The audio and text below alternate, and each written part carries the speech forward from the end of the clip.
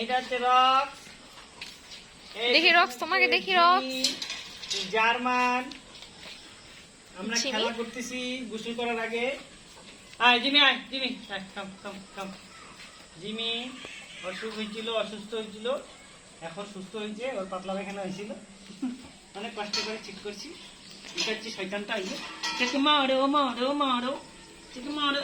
মরে গেছে মরে গেছে মরে গেছে। এটা হচ্ছে বদমাইশের দল। 1 2 3 চিঞ্জু, টম, ব্ল্যাক।